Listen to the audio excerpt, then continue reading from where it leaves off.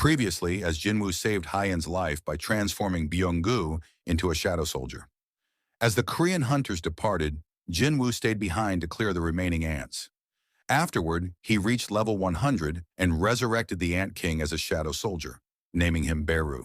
New characters were introduced, including a Chinese S-rank hunter and two potential future enemies, while Jinwoo's father observed them from the shadows. After the Jeju Island raid, Jinwoo honored those who had lost their lives. He then secured permission to open his own guild before stepping into another Red Gate alone.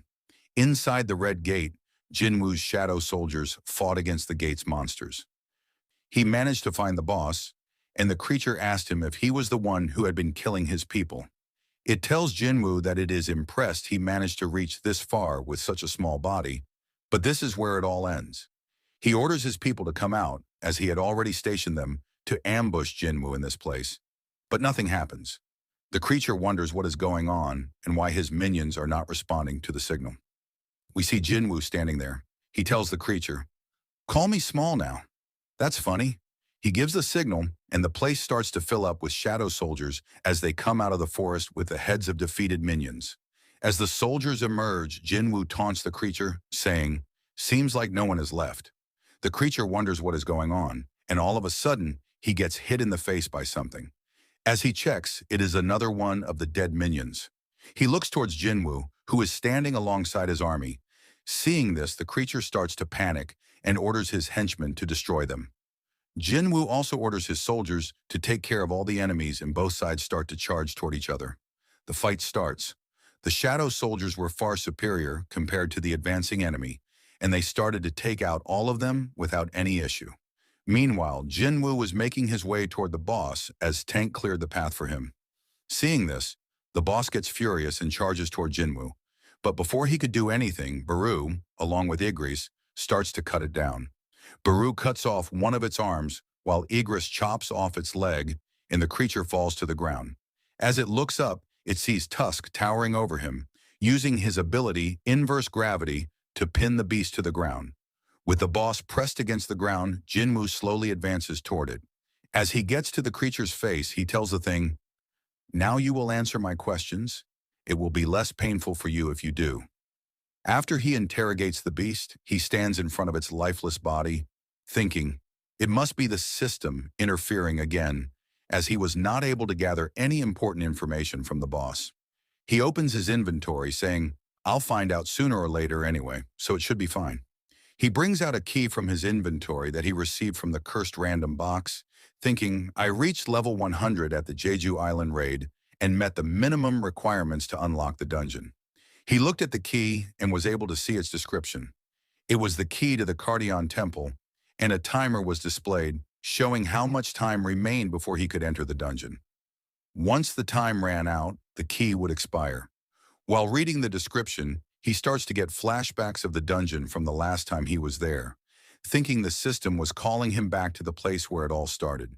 But things were different this time, as he had grown much stronger compared to the last time he was there. He wonders if it was all planned from the beginning, and if it's waiting for his return. If that's the case, then wait for me. We see an entity sitting inside the dungeon as it smirks, hearing Jinwoo say, "I'll be coming soon." The scene shifts to a dungeon where a man is panicking as a dark figure stands before him. The man asks the creature about its identity, and the figure replies, "He's not the one either. They're hiding cleverly, aren't they?" The brilliant fragments of light. Silid, the king of snowfolk and the monarch of frost, notices something behind him. As he turns, he sees Yogyamunt, the king of demonic specters and the monarch of transfiguration. Yogyamunt tells Silid that he has come to inform him about the East Island. Silid asks if he is talking about the small island, noting that it is the place of the Shadow Monarch. He then asks if Yogyamunt has decided to take care of that place. Yogyamunt tells him that the rulers have decided to release their legions south of that location, adding, "I'll take that place." Silid asks, "How are you planning to deal with the Shadow Monarch, who is also there?" Yogyamunt replies, "It'll be all right if the planner fulfills the contract." With a smirk, he adds, "The greatest fragment of brilliant light has been confirmed in that place as well." Hearing this, Silid becomes excited. He asks, "You intentionally came here just to tell me that?" Yugyaman then asks what Silid plans to do with that information. Silid replies, "If you are willing to follow me, then why not?" During their conversation, Silid suddenly notices something. He tells Yugyaman, "It looks like we were being lured here." Another person walks up to them. Silid comments, "The person earlier can't possibly wield the power of the brilliant fragments of light, so I was wondering why a trace of that power was here. This person plans to get in our way."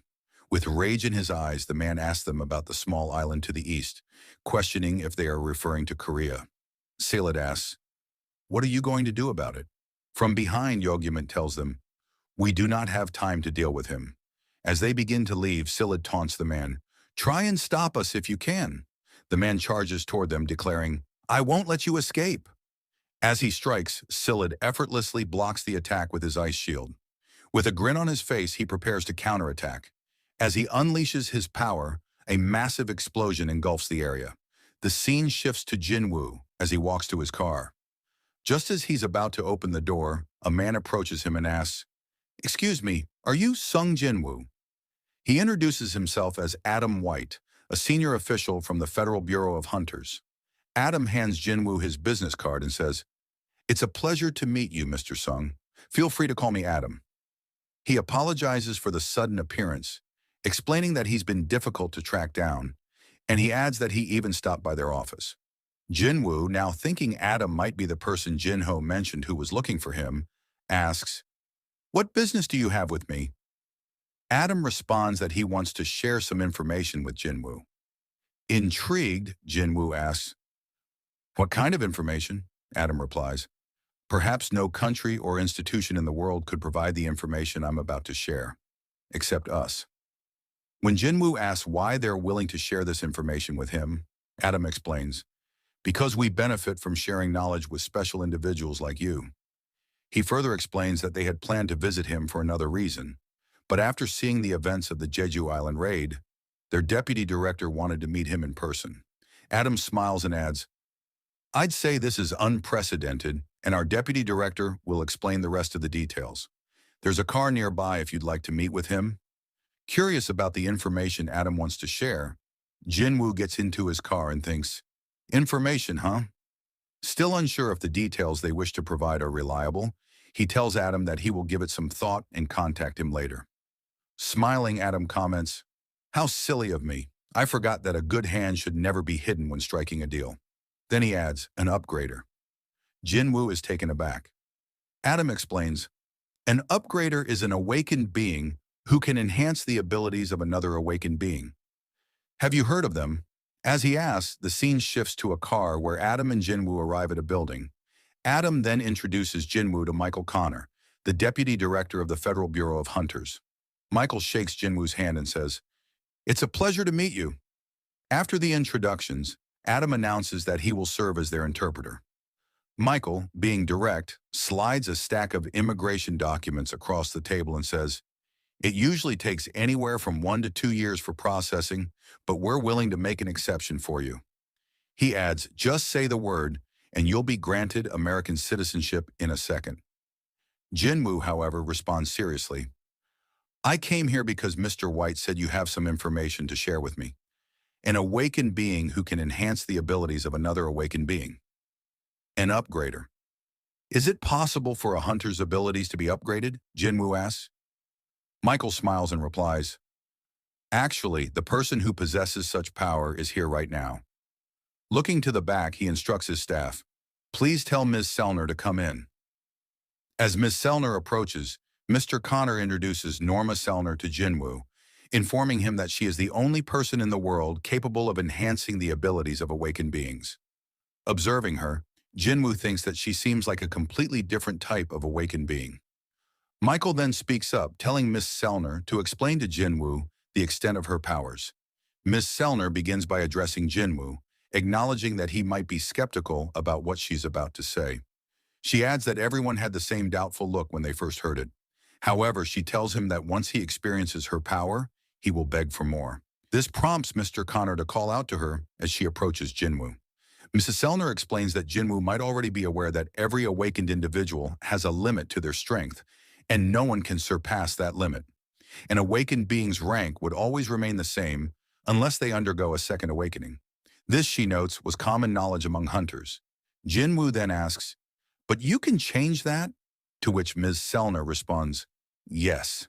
She reveals that she has the power to help awakened beings break through their limitations. Through a process of 3 stages, she can lift their limitations. She adds that she didn't even know what to call this power, but she is capable of performing a force reawakening. In simple terms, she can bring out a person's true potential. Mr. Connor agrees with her and confirms that everything she says is true.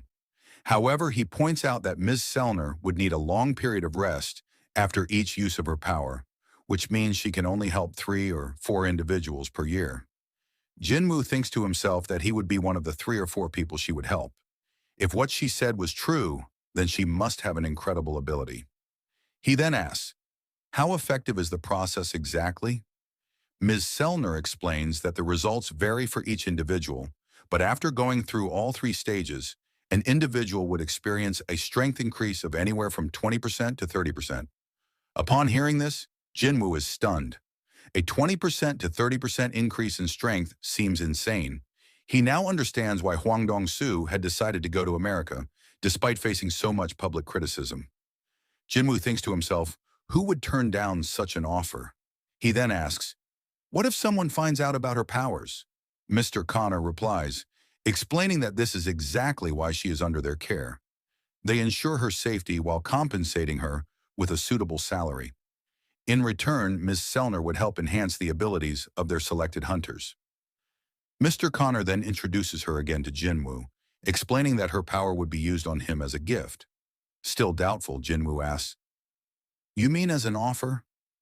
Mr. Connor clarifies that once he becomes a hunter for the Federal Bureau, he would be given top priority and receive preferential benefits. Additionally, they would arrange meetings with the guild of his choice and help him sign the best contract. Ms. Selner slides a plate across the table and tells Jinwoo that he doesn't need to decide right away, as they are only easing him into the idea for now. Jinwoo asks, "Excuse me?" And Ms. Selner reiterates that, as they said, this is a gift. Afterward, Mr. Connor asks for permission to lift his limits. Jinwoo asks, "For nothing in return?" Mr. Connor explains that he should think of it as a complimentary service. Jinwoo, recalling Ms. Selner's words that he would beg for more once he experienced it, realizes she is confident in her results. Ms. Selner then asks Jinwoo to hold out his hand and look into her eyes closely, telling him that this is the first step. Michael, watching the scene, thinks to himself that Jinwoo has already taken the bait and is keeping his cool. However, once the first stage is complete, Michael believes Jinwoo will likely try to reach out to them, and if he is an impatient type, he might sign the papers right away. Meanwhile, Jinwoo's hand begins to glow as Miss Selner holds it. Mr. Connor reflects on Jinwoo's past achievements, how he succeeded in the Jeju Island raid with powers that had never been seen before, and wonders what else Jinwoo could accomplish.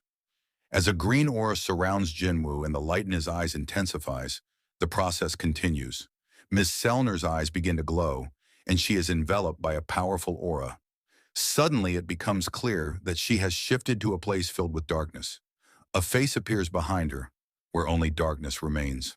Gradually, a figure emerges from the shadows and slowly approaches her. The figure comes closer until it is right in front of her, staring with a terrifying light in its eyes. At this, Miss Selner screams and the process is abruptly halted, shocking everyone in the room. Suddenly, some of their agents draw their guns and point them at Jinwoo, demanding to know what he has done to Miss Selner. Mr. Connor angrily shouts at them, asking if they have lost their minds and if they don't recognize who Jinwoo is. He calls them morons and tells them to go check on Miss Selner if they are concerned. Bowing his head, Mr. Connor apologizes to Jinwoo for the agent's behavior, saying they had stepped out of line. Still shocked, Jinwoo replies, "It's all right." Angrily, Mr. Connor approaches one of the agents and tells him that if they had done something like this to Thomas Andre or Lu Jigang, they would all be dead by now. He coldly orders, "Got it." The agent, terrified, quickly agrees. Mr. Connor then asks Ms. Selner what happened, noticing that she is still trembling. He remarks that she is drenched in sweat and asks if she is feeling unwell.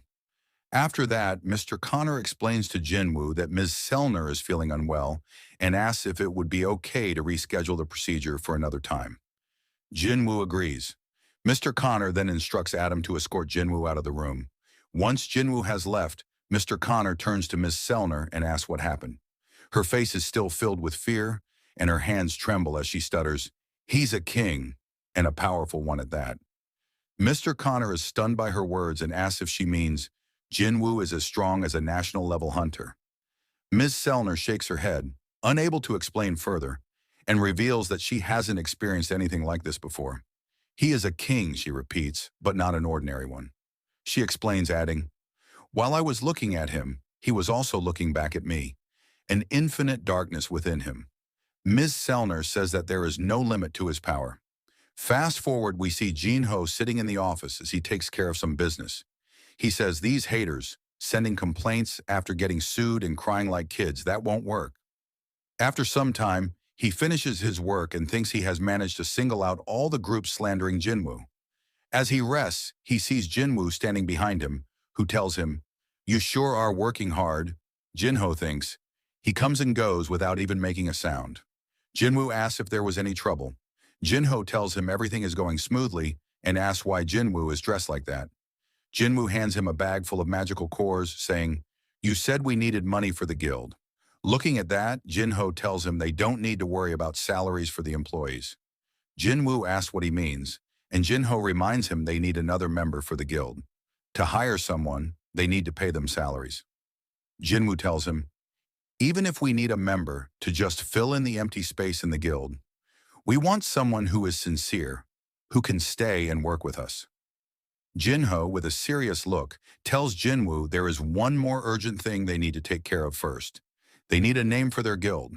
Hearing that, Jinwoo tells him, "I thought it was something really serious." Jin-ho tells him, "This is a very serious matter."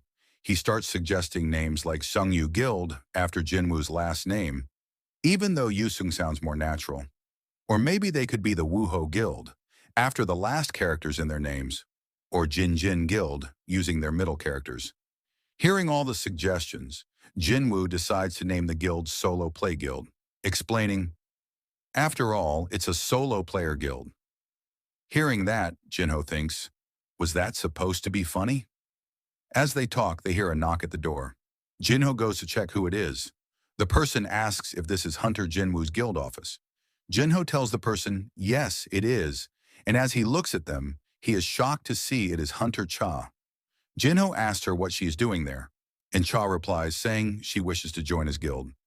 After they sit down, Jinwoo asks her to clarify why she's there. Hunter Cha tells him, "Like I said, I want to join your guild." Hearing that, Jinwoo thinks, "I'm so confused about what's going on." He asks her if the chairman asked her to join his guild, or if maybe Hunter Choi kicked her out of the guild. She tells him that's not the reason. Jinwoo, with a serious look on his face, asks her, "So why would you want to join my solo play guild?" She is surprised to hear the name, and asks him if he really named his guild that. Jinwoo tells her, "Yes, what's the problem with the name? The vice master and I agreed to it." Jin-ho tells him he never agreed to anything, asking, "What about the names that I suggested?" He looks at Cha, analyzing her pulse, breath, and expression. She's pretending to be calm, but she can't fool me. "Just why are you trying to join my guild?" he asks her. "It's been 2 years since you were awakened. I assume that you're still in contract with the Hunter Guild." She tells him, "I have enough money to pay the penalty." Hearing that, Jinwoo thinks, she is even willing to pay the penalty. He tells her, "Our guild currently doesn't have enough resources to compensate for a hunter like you." She tells him, "That's no problem, as I don't need a down payment either."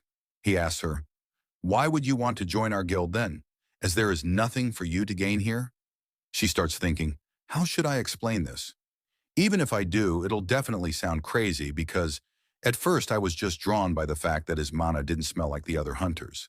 But during the Jeju Island raid, I thought I was going to die. The story shifts to the past when Cha regained consciousness after the Jeju Island raid. She asks the chairman where she is, and he explains that she is inside a helicopter, and they had just landed at the Hunters Association.